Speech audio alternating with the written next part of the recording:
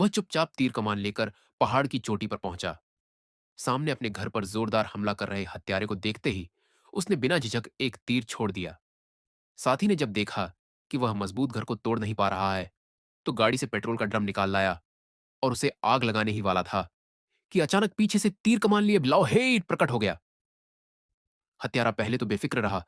उसे लगा कि लाओहे उसके साथी की बंदूक के निशाने पर है, मगर काफी देर इंतजार करने के बाद भी उसने गोली नहीं चलाई। हत्यारा हताश हो गया और गुस्से में पेट्रोल का ड्रम लाओ हे की ओर फेंक दिया, ताकि किसी तरह जान बचाने का मौका मिल सके।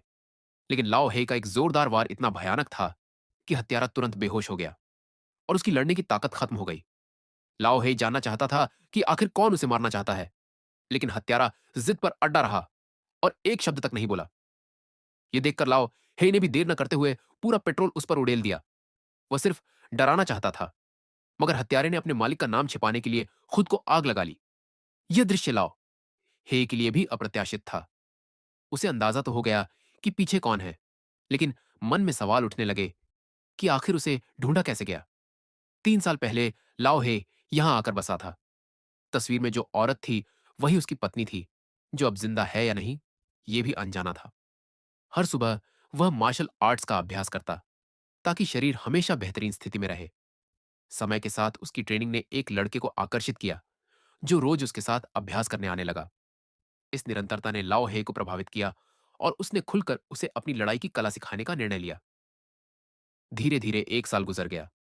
गंगूराम की मार्शल आर्ट्स अब लगभग परिपूर्ण हो चुकी थी। लाओ हे को भी अंदाजा नहीं था कि वह इतना प्रतिभाशाली निकलेगा। एक दिन दोनों अभ्यास कर रहे थे कि बाहर अचानक इंजन की तेज आवाज सुनाई दी। गंगूराम देखने गया तो मैदान में एक कार खड़ी थी।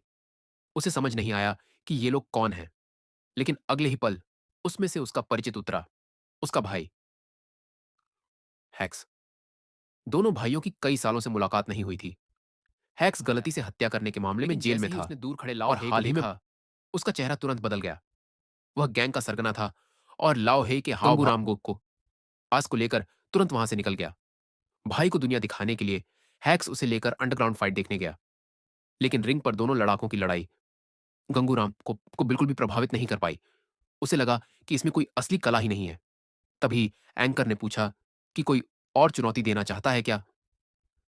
गंगूराम तुरंत उठकर मंच पर चढ़ गया। हैक्स घबरा गया।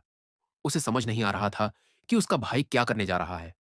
एंकर भी हैरान था और सोच रहा था कि गंगूराम हारने ही आया है।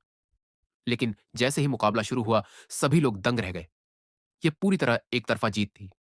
हैक्स भी हैरान रह गया कि उसके भाई के पास इतनी जबरदस्त ताकत है।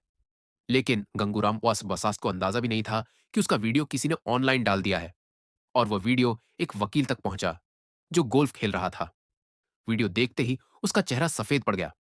वह घबराकर जेल भागा और अपने मालिक किल्बन कुकॉस से मिलने गया। उसने वीडियो दिखाया। किल्बन ने बस थोड़ी ही क्लिप देखी और पहचान गया कि लड़का उसी शख्स से जुड़ा है, क्योंकि ऐसी चालें वही सिखाता था।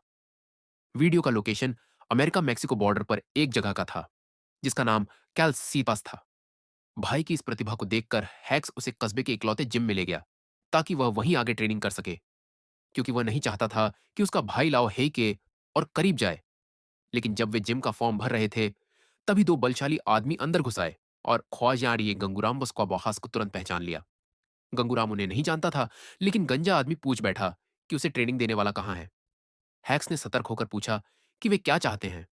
गंजे ने झूठ बोला कि वह फाइट प्रमोटर है और जानना चाहता है कि गंगूराम बॉस का मैनेजर कौन है।